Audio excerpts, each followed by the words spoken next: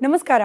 ಇವತ್ತು ಅಯೋಧ್ಯೆಯ ಪುಣ್ಯ ಭೂಮಿಯಲ್ಲಿ ರಿಪಬ್ಲಿಕ್ ಕನ್ನಡದ ಜೊತೆಯಲ್ಲಿ ಮಾತನಾಡಲಿಕ್ಕಿದ್ದಾರೆ ವಿಶ್ವ ಹಿಂದೂ ಪರಿಷತ್ನ ಮುಖಂಡರು ಹಾಗೆ ರಾಮ ಮಂದಿರ ನಿರ್ಮಾಣದ ಜವಾಬ್ದಾರಿಯನ್ನ ಹೊತ್ತಿರುವವರು ಆದ ಕನ್ನಡಿಗರಾದ ಗೋಪಾಲ್ಜಿ ಅವರು. ಗೋಪಾಲ್ಜಿ ನಮಸ್ಕಾರ, ಕಾರ್ಯಕ್ರಮಕ್ಕೆ ಸ್ವಾಗತ. ಅಯೋಧ್ಯೆ ಬಗ್ಗೆ ಮಾತನಾಡಲಿಕ್ಕೆ, ಇಲ್ಲಿನ ರಾಮ ಮಂದಿರದ ನಿರ್ಮಾಣದ ಸಂಘರ್ಷದ ಬಗ್ಗೆ ಮಾತನಾಡಲಿಕ್ಕೆ ನಾನು ಬಹಳ ಚಿಕ್ಕವಳು. ಆದರೆ ನಾನು ಮೊದಲ ಬಾರಿ ಅಯೋಧ್ಯೆಗೆ ಕಾಲಿಟ್ಟ ತಕ್ಷಣ ಭಕ್ತಿ, ಸಂತೋಷ ಎಲ್ಲದರ ಜೊತೆಗೆ ಒಂಥರ ಕಳವಳ, ಒಂಥರ ಖೇದ.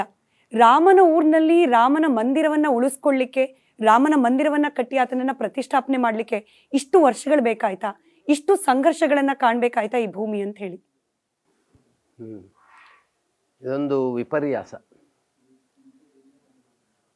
ಭಾರತದಂತಹ ಶ್ರೇಷ್ಠ ದೇಶದಲ್ಲಿ ರಾಮ ತನ್ನ ಜೀವನದ ಆದರ್ಶಗಳ ಮೂಲಕ ಸಮಾಜಕ್ಕೆ ಮಾರ್ಗದರ್ಶಕನಾಗಿ, ಮರ್ಯಾದಾ ಪುರುಷೋತ್ತಮನಾಗಿ, ಭಾರತದ ಒಂದು ಅರ್ಥದಲ್ಲಿ ಆತ್ಮ ಅಂತ ಹೇಳ್ಬೋದು. ಆತನ ಮಂದಿರ ಸಹಜವಾಗಿ ನಮಗೆ ಸಿಗಬೇಕಾಗಿತ್ತು. ಸ್ವಾತಂತ್ರ್ಯ ಆದ ನಂತರನೂ ಸಿಗಲಿಲ್ಲ. ಅದಕ್ಕಾಗಿ ದೊಡ್ಡ ಹೋರಾಟವನ್ನು ಮಾಡಬೇಕಾಯಿತು. ಬಹುಶಃ ಇದು ರಾಮನ ಇಚ್ಛೆನೂ ಇರ್ಬೋದು. ಕೇವಲ ರಾಮ ಮಂದಿರ ನಮ್ಗೆ ಸಿಕ್ಕಿದರೆ ಇಷ್ಟೊಂದು ಪ್ರಸಿದ್ಧಿ, ಇಷ್ಟೊಂದು ಮಹತ್ವ ಇದಕ್ಕೆ ಬರ್ತಿರ್ಲಿಲ್ಲ. ಇಡೀ ದೇಶದ ಜನ ಈ ಆಂದೋಲನದಲ್ಲಿ ಪಾಲ್ಗೊಂಡ್ರು. ಉತ್ತರದಿಂದ ದಕ್ಷಿಣದವರೆಗೆ, ಪೂರ್ವದಿಂದ ಪಶ್ಚಿಮದವರೆಗೆ ಸಂಪೂರ್ಣ ಭಾರತದ 6 ಕೋಟಿ ಜನ ಇದರಲ್ಲಿ ಪಾಲ್ಗೊಂಡ್ರು. ರಾಮ ಜನ್ಮಭೂಮಿ ಆಂದೋಲನದ ಮೂಲಕ ದೇಶ ಒಂದಾಯಿತು. ವಂದೇ ಮಾತರಂ, ಭಾರತ ಮಾತಾಕ್ಕೆ ಜೈ ಇದ್ದಂತೆ ಶ್ರೀರಾಮ್ ಜೈ ಶ್ರೀರಾಮ್ ಘೋಷಣೆಯಾಯಿತು.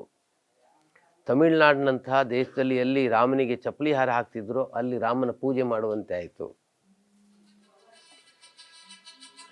ಎಲ್ಲ ಭೇದ ಭಾವ ಹೊರಟೋಗಿ ಇಡೀ ರಾಷ್ಟ್ರ ಒಂದಾಯಿತು ಮತ್ತು ರಾಷ್ಟ್ರೀಯ ಶಕ್ತಿಗಳಿಗೆ ಮಹತ್ವ ಸಿಕ್ತು.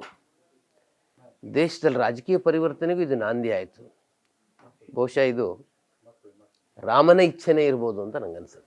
ಓಕೆ, ಇಷ್ಟೆಲ್ಲ ದಾಳಿಗಳು, ಇಷ್ಟೆಲ್ಲ ಅಪಮಾನಗಳು, ಹಾಗೆ ಇಷ್ಟೆಲ್ಲ ಅವಮಾನಗಳು ಧರ್ಮದ ವಿಚಾರದಲ್ಲಿ, ರಾಮನ ವಿಚಾರದಲ್ಲಿ ಆದಮೇಲೂ ಕೂಡ ಈಗಲೂ ಎಲ್ಲೋ ಒಂದು ಕಡೆ ರಾಮ ಸಬ್ಕಾ ರಾಮ ಆಗಲೇ ಇಲ್ವಾ ಅಂಥೇಳಿ ರಾಮನನ್ನು ಪ್ರಶ್ನೆ ಮಾಡೋರಿದ್ದಾರೆ. ರಾಮ ಮಂದಿರದ ಉದ್ಘಾಟನೆಗೆ ಬರುವುದ್ರ ಬಗ್ಗೆ ಅನುಮಾನಗಳನ್ನು ವ್ಯಕ್ತಪಡಿಸೋರಿದ್ದಾರೆ. ಸಬ್ಕಾ ರಾಮ ಆಗಲೇ ಇಲ್ವಾ ಇನ್ನೂ ಕೂಡ ಅಂಥೇಳಿ? ಸಬ್ಕಾ ರಾಮನೇ ಯಾರು ವಿರೋಧ ಮಾಡ್ತಾರಲ್ಲ ಅವ್ರ ಮನಸ್ಸಿನಲ್ಲೂ ರಾಮಭಕ್ತಿ ಇದೆ. ನಾನು ಪ್ರತ್ಯಕ್ಷ ದೇವಸ್ಥಾನದಲ್ಲಿದ್ದೀನಿ. ಯಾರ್ಯಾರು ಹೊರಗಡೆ ಟೀಕೆ ಟಿಪ್ಪಣಿಗಳನ್ನು ಮಾಡ್ತಾರೋ ಅವ್ರ ದೇವಸ್ಥಾನದಲ್ಲಿ ಬಂದು ಕಣ್ಣಲ್ಲಿ ನೀರು ಹಾಕೋದನ್ನು ನಾನು ಪ್ರತ್ಯಕ್ಷ ನೋಡಿದ್ದೀನಿ. ಅನೇಕ ಮುಖ್ಯಮಂತ್ರಿಗಳು ಇಲ್ಲಿಗೆ ಬಂದಿದ್ದಾರೆ. ಬೇರೆ ಬೇರೆ ರಾಜಕೀಯ ಪಕ್ಷದ ಜನರು ಇಲ್ಲಿ ಬಂದಿದ್ದಾರೆ. ನಮ್ಮನ್ನು ಪಬ್ಲಿಕ್ನಲ್ಲಿ ರಾಮ ಜನ್ಮಭೂಮಿಯ ವಿರುದ್ಧ ಮಾತನಾಡಿದವರೂ ಸಹ, ಅಂದರೆ ಟ್ರಸ್ಟ್ ರಚನೆ ಆದಮೇಲೆ ರಾಮ ಜನ್ಮಭೂಮಿಯ ಹಗರಣಗಳ ಬಗ್ಗೆ ಮಾತನಾಡಿದವರು ದೇವಸ್ಥಾನಕ್ಕೆ ಬಂದಿದ್ದಾರೆ, ಬಂದು ಕಣ್ಣೀರು ಹಾಕಿದ್ದಾರೆ. ಅಂದರೆ ಅವರೆಲ್ಲರ ರಾಮನೇ ತೋರಿಸ್ಕೊಳ್ಳಿಕ್ಕೆ ಅವರು ಯಾವುದೋ ಒಂದು ರಾಜಕೀಯ ಮಹತ್ವಾಕಾಂಕ್ಷೆನೋ ಅಥವಾ ಅವಕಾಶವಾದಿತನನೋ ಸ್ವಾರ್ಥನೋ ಅದೆಲ್ಲದರ ಪರಿಣಾಮವಾಗಿ ನಮ್ಮ ದೇಶದಲ್ಲಿರುವಂಥ ಕೆಲವರು ವಿರೋಧ ಮಾಡ್ತಿದ್ದಾರೆ. ಆದರೆ ಆತ ಸಬ್ಕಾ ರಾಮ್. ಸರಿ, ರಾಮ ಆದರ್ಶ ಪುರುಷ. ರಾಮರಾಜ್ಯ ಅನ್ನೋದು ಹೇಗಿರಬೇಕು ಅಂತ ಹೇಳಿ ತಿಳಿಸ್ಕೊಟ್ಟಾತ. ಆತನ ಆದರ್ಶವನ್ನ ಪಾಲನೆ ಮಾಡಬೇಕಾಗಿದ್ದ ರಾಜಕಾರಣಿಗಳು, ಜನಪ್ರತಿನಿಧಿಗಳು ರಾಮನನ್ನ ರಾಜಕೀಯವಾಗಿ ಬಳಸ್ಕೊಳ್ತಿದ್ದಾರಾ? ಈಗ ಆಗ್ತಿರುವ ಈ ಆಂದೋಲನ, ಮಹತ್ತರವಾದ ಆಂದೋಲನ, ರಾಮ ಜನ್ಮಭೂಮಿಯಲ್ಲಿ ಆತನ ಮಂದಿರ ನಿರ್ಮಾಣ, ಪ್ರತಿಷ್ಠಾಪನೆ, ಇದನ್ನ ಒಂದು ಪಕ್ಷ ಕ್ರೆಡಿಟ್ ಆಗಿ ಪರಿಗಣಿಸ್ಲಿಕ್ಕೆ ಸಾಧ್ಯ ಆಗುತ್ತಾ ಅಂತ ಹೇಳಿ, ಎಲೆಕ್ಷನ್ ವಸ್ತುವಾಗಿ ಕನ್ಸಿಡರ್ ಮಾಡ್ಲಿಕ್ಕೆ ಆಗತ್ತಾ ಅಂತ ಹೇಳಿ? ಹಾಗೆ ನೋಡಿದ್ರೆ ಹಿಂದೆ ಇಲೆಕ್ಷನ್ ವಸ್ತು ಆಗೇ ಬಿಟ್ಟಿತ್ತದು. ಯಾಕೆ ಅಂದರೆ ಉಳಿದೆಲ್ಲ ರಾಜಕೀಯ ಪಕ್ಷಗಳು ಹಿಂದೂಗಳನ್ನು, ರಾಮ ಜನ್ಮಭೂಮಿ ಆಂದೋಲನವನ್ನು ವಿರೋಧವಾಗಿ ನೋಡಿ ಅದನ್ನು ಮತೀಯವಾದದ ಹೆಸರಿನಲ್ಲಿ ದೇಶ ವಿರೋಧಿ ಅನ್ನೋ ರೀತಿಯಲ್ಲಿ ಬಿಂಬಿಸ್ತಿರುವಾಗ ಒಂದು ರಾಜಕೀಯ ಪಕ್ಷ ಬೆಂಬಲ ಕೊಟ್ಟು ನಿಂತಾಗ ಸಹಜವಾಗಿ ಅದು ಪೊಲಿಟಿಕಲ್ ಆಯಿತು. ಹೀಗಾಗಿ ರಾಮ ಜನ್ಮಭೂಮಿ ಪೊಲಿಟಿಕಲ್ ಆಗಬಾರ್ದು, ನಿಜ, ಆದ್ರೆ ಆಗ್ಬಿಟ್ಟಿದೆ. ಇದು ಕಲಿಯುಗ, ಏನು ಮಾಡೋಕ್ಕಾಗಲ್ಲ. ಈಗ ರಾಮ ಭಕ್ತಿಯನ್ನ ರಾಷ್ಟ್ರ ಧರ್ಮಕ್ಕೆ ಹೋಲಿಕೆ ಮಾಡ್ಲಿಕ್ಕಾಗತ್ತಾ? ರಾಮ ಭಕ್ತಿ = ದೇಶಭಕ್ತಿ ಆಗ್ಲಿಕ್ಕೆ ಸಾಧ್ಯನಾ ಅಂತ ಹೇಳಿ? ನನ್ನ ಅನುಭವ ಅಂತೂ ಸಾಧ್ಯ ಇದೆ ಅಂತ. ರಾಮ ಭಕ್ತಿನೇ ಇಡೀ ದೇಶದಲ್ಲಿ ಈ ಪರಿವರ್ತನೆ ಬರಲಿಕ್ಕೆ ಕಾರಣವಾಗಿದೆ. ರಾಮ ಭಕ್ತಿನೇ ದೇಶದಲ್ಲಿ ರಾಜಕೀಯ ಪರಿವರ್ತನೆಯೂ ತಂದಿದೆ. ರಾಮಭಕ್ತಿನೇ ಇಡೀ ವಿಶ್ವದಲ್ಲಿ ಭಾರತದ ಒಂದು ರೀತಿ ಸಮೃದ್ಧಿಯನ್ನು ಕೀರ್ತಿಯನ್ನು ಹೆಚ್ಚಿಸಿದೆ. ಇವತ್ತು ವಿಶ್ವ ನಮ್ಮ ಕಡೆ ನೋಡ್ತಿರೋದು ರಾಮ ಭಕ್ತಿಯ ರಾಷ್ಟ್ರೀಯ ಭಾವದ ಪರಿವರ್ತನೆಯ ಪರಿಣಾಮ ಇದು ಅಂತ ನಾನು ಅನ್ಕೋತೀನಿ.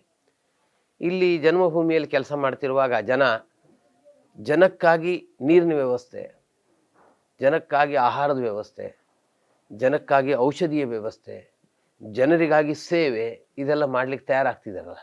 ಹೆಸರು ರಾಮ ಮಂದಿರ ಇರ್ಬೋದು, ಆದರೆ ಅವ್ರು ಯಾರು, ನಾವು ಶಿಖರ ಕಟ್ಲಿಕ್ಕೆ ದುಡ್ಡು ಕೊಡ್ತೀವಿ, ಪೂಜೆ ಮಾಡ್ಲಿಕ್ಕೆ ದುಡ್ಡು ಕೊಡ್ತೀವಿ ಅಂತ ಬಂದವರು ಇದ್ದಾರೆ.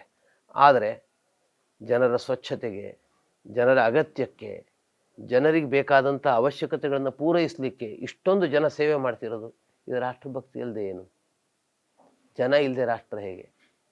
ಜನರ ಬಗ್ಗೆ ಭಾವ ತುಂಬಿ ಬರ್ತಾ ಇರೋದ್ರಿಂದ ನನಗನ್ಸೋದು ರಾಮ ರಾಷ್ಟ್ರ ಎರಡು ಬೇರೆ ಬೇರೆ ಅಲ್ಲ. ರಾಮ ಮಂದಿರ ನಿರ್ಮಾಣ ಆಗ್ತಿರುವಾಗ ಹಿಂದೂ ರಾಷ್ಟ್ರದ ಪರಿಕಲ್ಪನೆ ಬಗ್ಗೆ ಕೂಡ ಚರ್ಚೆ ಆಗ್ತಾ ಇದೆ. ಹಿಂದೂ ರಾಷ್ಟ್ರ ಅಂದ್ಬಿಟ್ರೆ ಬೇರೆ ಸಮುದಾಯದವರನ್ನ, ಬೇರೆ ಧರ್ಮದವರನ್ನ ನಾವು ಅಟ್ತೀವಿ ಅಂತಲ್ಲ, ಅವ್ರ ಮೇಲೆ ಹೇರಿಕೆ ಮಾಡ್ತಿದ್ದೀವಿ ಬಲವಂತವಾಗಿ, ನಮ್ಮ ಸನಾತನ ಧರ್ಮದ ಆದರ್ಶಗಳು ಅಂತಲ್ಲ. ಹಾಗೇನಿಲ್ಲ, ಹಿಂದೂ ಎಂದೂ ಸಹ ಯಾರನ್ನೂ ವಿರೋಧ ಮಾಡೋದಿಲ್ಲ. ಹಿಂದೂ ಸರ್ವಸಮಾವೇಶಕ. ಆತನ ಪೂಜಾ ಪದ್ಧತಿಯಲ್ಲಿ ನಾವು ಏಕದೇವಾಪಾಸನೆ ಅಂತ ಹೇಳೋದಿಲ್ಲ. ಏಕರೇ ಒಬ್ಬನೇ ದೇವರಿರೋದು, ಆದರೆ ಅವನಿಗೆ ಅನೇಕ ಹೆಸರಿದೆ, ಅನೇಕ ರೂಪ ಇದೆ ಆತನಿಗೆ. ದೇವರು ಸರ್ವಶಕ್ತಿವಂತ, ಅವನು ಯಾವ ರೂಪ ಬೇಕಾದ್ರೂ ತಾಳ್ಬೋದು ಅಂತ ನಾವು ನಂಬುತ್ತೀವಿ. ಹೀಗಾಗಿ ದೇವರನ್ನು ತಲುಪಲಿಕ್ಕೆ ಅನೇಕ ಮಾರ್ಗ ಇದೆ ಅಂತ ನಂಬಿರುವಾಗ ನಮಗೆ ಬೇರೆ ರೀತಿಯ ಉಪಾಸನೆಗಳು ಯಾವುದೇ ವಿರೋಧ ನಮಗೇನಾಗೋದಿಲ್ಲ. ಅವರು ನಮ್ಮನ್ನು ವಿರೋಧ ಮಾಡ್ತಿರ್ಬೋದು, ನಮಗೇನು ಅದರಿಂದ ತೊಂದರೆ ಇಲ್ಲ. ಹೀಗಾಗಿ ಹಿಂದೂ ರಾಷ್ಟ್ರದ ಕಲ್ಪನೆ ಅಂದರೆ ಯಾರನ್ನು ಹೊರಗಾಕೋದಲ್ಲ, ಎಲ್ಲರನ್ನ ಜೋಡಿಸ್ಕೊಳ್ಳೋದು, ಅವರಲ್ಲಿರುವಂತಹ ಆಂತರಿಕ ಶ್ರೇಷ್ಠತೆಯನ್ನು ಬೆಳಗಿಸೋದು. ಅದೇ ಧರ್ಮದ ಕಾರ್ಯ, ಅದೇ ಸತ್ಯ ಮಾರ್ಗದ ಕಾರ್ಯ. ಅದನ್ನು ನಾವು ಹಿಂದೂ ರಾಷ್ಟ್ರದ ಮೂಲಕ ಮಾಡ್ತಿದ್ದೀವಿ, ಯಾರಿಗೂ ವಿರೋಧ ಅಲ್ಲ. ಹಿಂದೆ ರಾಮ ಕೆಲಸ ಮಾಡಿದಾಗ್ಲೂ ಕೆಲವರು ವಿರೋಧ ಮಾಡಿದ್ರು, ಆ ಥರ ಕೆಲವರು ವಿರೋಧ ಮಾಡ್ತಾರೆ, ಅಂಥವರಿಂದ ಏನು ನಷ್ಟ ಆಗಲ್ಲ ಅಂತ ನಂಗೆ ಅನ್ಸೋದು. ಇದರ ಜೊತೆಗೆ ಅಯೋಧ್ಯೆ ಪುಣ್ಯಭೂಮಿ, ಇಲ್ಲಿ ಕೇವಲ ರಾಮ ಮಂದಿರ ಮಾತ್ರ ಅಲ್ಲ, ಈ ಊರಿನ ಗಲ್ಲಿಯಲ್ಲೂ ಕೂಡ ಒಂದೊಂದು ದೇವಸ್ಥಾನಗಳಿದೆ, ದೈವ ಮಂದಿರಗಳಿದೆ.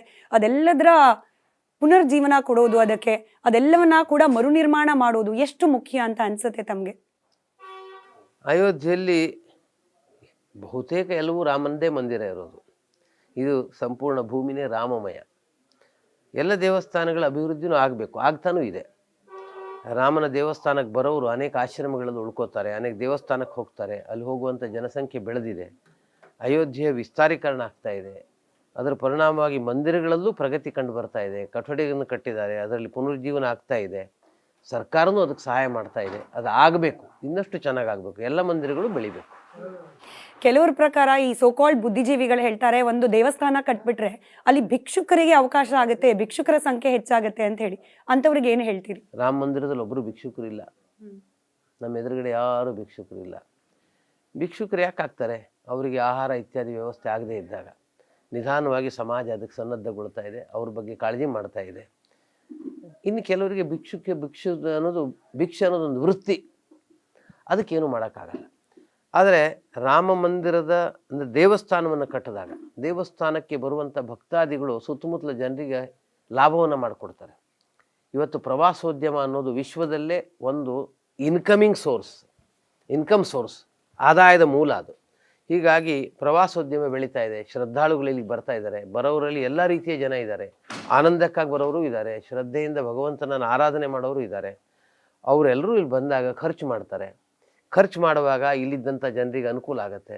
ಹತ್ತಾರು ವ್ಯಾಪಾರ ವಹಿವಾಟುಗಳು ಬೆಳೀತವೆ, ಉದ್ಯೋಗ ಬೆಳೀತಾ ಇದೆ. ನಾನೇ ನೋಡ್ತಿದ್ದೀನಿ, ಕಳೆದ 3 ವರ್ಷದಲ್ಲಿ ರಾಮ ಮಂದಿರದ ನಾಮದ ಹೆಸರಿನಲ್ಲಿ ಇವತ್ತು ಅಯೋಧ್ಯೆಯಲ್ಲಿ ಉದ್ಯೋಗ ವೃದ್ಧಿಯಾಗಿದೆ. ಸಾವಿರಾರು ಜನರಿಗೆ ಕೆಲಸ ಸಿಕ್ಕಿದೆ, ವ್ಯಾಪಾರ ವಹಿವಾಟು ವೃದ್ಧಿಗೊಂಡಿದೆ, ಸಂತೋಷದಲ್ಲಿದ್ದಾರೆ, ಸಮೃದ್ಧಿ ಬೆಳೀತಾ ಇದೆ. ಹೀಗಾಗಿ ತೊಂದರೆ ಏನಿದೆ? ಆನಂದ ಆಗ್ತಾ ಇದೆ. ಸರಿ, ಕಡೆ ಪ್ರಶ್ನೆ, ಮಂದಿರ ನಿರ್ಮಾಣ ಏನೋ ಆಗ್ತಿದೆ, ಪ್ರಾಣ ಪ್ರತಿಷ್ಠಾಪನೆ ಕೂಡ ಹೋಗುತ್ತೆ, ಅಲ್ಲಿಗೆ ಮುಗಿದು ಹೋಯ್ತೇ ಇಲ್ಲ? ಮಂದಿರದ ನಿರ್ಮಾಣದ ಕೆಲಸ ಪೂರ್ಣ ಆಗುವವರೆಗೂ ಈ ಕೆಲಸ ಮುಂದುವರಿಯುತ್ತೆ. ಆದರೆ ಇಷ್ಟಕ್ಕೆ ಮಾತ್ರ ಒಂದು ದೇವಸ್ಥಾನ ಕಟ್ಟೋದಕ್ಕೆ ಸಂಘ ಪರಿವಾರ ಇಷ್ಟೊಂದು ಶಕ್ತಿ ಹಾಕೋ ಅವಶ್ಯಕತೆನೇ ಇಲ್ಲ. ಸಹಜವಾಗಿ ಮಂದಿರಗಳು ನಿರ್ಮಾಣ ಆಗ್ತವೆ. ರಾಮ ಜನ್ಮಭೂಮಿಯ ಹೋರಾಟ ಶುರುವಾಗಿದ್ದು ಒಂದು ದೇವಸ್ಥಾನಕ್ಕಾಗಿ ಅಲ್ಲ, ಭಾರತದ ಕಳೆದು ಹೋದ ಅಸ್ಮಿತೆಯನ್ನು ವಾಪಸ್ ಪಡ್ಕೊಳ್ಳೋ ಸಲುವಾಗಿ. ಹೀಗಾಗಿ ರಾಷ್ಟ್ರೀಯ ಪುನರುಜ್ಜೀವನದ ಒಂದು ಮಂತ್ರ ಇದು ರಾಮ ಮಂತ್ರ. ಅಂದರೆ ರಾಮದ ಮಂದಿರ ನಿರ್ಮಾಣದ ಮೂಲಕ ರಾಮರಾಜ್ಯದ ಕನಸನ್ನು ಕಂಡುಕೊಂಡು ಹೊರಟವ್ರು ನಾವು. ಹೀಗಾಗಿ ಸಮಾಜದಲ್ಲಿ ಸುಧಾರಣೆ ಆಗಬೇಕು, ಭಾರತದಲ್ಲಿ ಗೋಹತ್ಯೆ ನಿಲ್ಲಬೇಕು, ಮತಾಂತರ ನಿಲ್ಲಬೇಕು, ಭಾರತದಲ್ಲಿ ಜನ ಸಮೃದ್ಧರಾಗಬೇಕು, ಉಪವಾಸ ಇರಬಾರ್ದು, ಭಿಕ್ಷೆ ನಡಿಬಾರ್ದು, ಭಾರತದಲ್ಲಿ ಜನರ ಆರೋಗ್ಯ ಚೆನ್ನಾಗಾಗಬೇಕು, ಶಕ್ತಿ ಸಂಪನ್ನ ಭಾರತ ಆಗಬೇಕು, ವಿಶ್ವಕ್ಕೆ ಒಳ್ಳೆಯ ಸದ್ಗುಣವನ್ನು ತೋರಿಸುವಂತಹ ಕೃಣ್ವಂತೋ ವಿಶ್ವವಾರ್ಯಂ ಅಂತ ಹೇಳ್ತಿದ್ವಲ್ಲ, ಅಂದರೆ ಇಡೀ ಜಗತ್ತಿನ ಜನಗಳನ್ನು ಶ್ರೇಷ್ಠರನ್ನಾಗಿ ಮಾಡಬೇಕು ನಮ್ಮ ಋಷಿಗಳ ಕನಸು. ಅಂಥ ಭಾರತ ನಿರ್ಮಾಣ ಆಗಬೇಕು ಅನ್ನೋದೇ ನಮ್ಮ ಇಚ್ಛೆ. ಹೀಗಾಗಿ ರಾಮ ಮಂದಿರದ ಮೂಲಕ ಎಲ್ಲ ಕೆಲಸಗಳು ನಿಧಾನವಾಗಿ ದೇಶದಲ್ಲಿ ಎಲ್ಲ ಕಡೆಗೆ ವ್ಯಾಪಿಸಬೇಕು ಅನ್ನೋದು ನಮ್ಮ ಅಪೇಕ್ಷೆ. ಸರಿ, ಇಷ್ಟೊತ್ತು ರಾಮ ಮಂದಿರದ ಕುರಿತಾಗಿ, ರಾಮ ಮಂದಿರ ನಿರ್ಮಾಣ ಆದ ನಂತರದಲ್ಲಿ ಅದರ ಪಾತ್ರ ಏನಾಗಿರುತ್ತೆ ಅನ್ನೋದ್ರ ಬಗ್ಗೆ ತಿಳಿಸ್ಕೊಟ್ರಿ. ಧನ್ಯವಾದ ಗೋಪಾಲ್ಜಿ. ಜೈ ಶ್ರೀರಾಮ್. ಇದಾಗಿತ್ತು ಗೋಪಾಲ್ಜಿ ಅವರ ಮಾತುಗಳು. ನೋಡ್ತಾ ಇರಿ ರಿಪಬ್ಲಿಕ್ ಕನ್ನಡ, ಇದು ನಿಮ್ಮ ಧ್ವನಿ.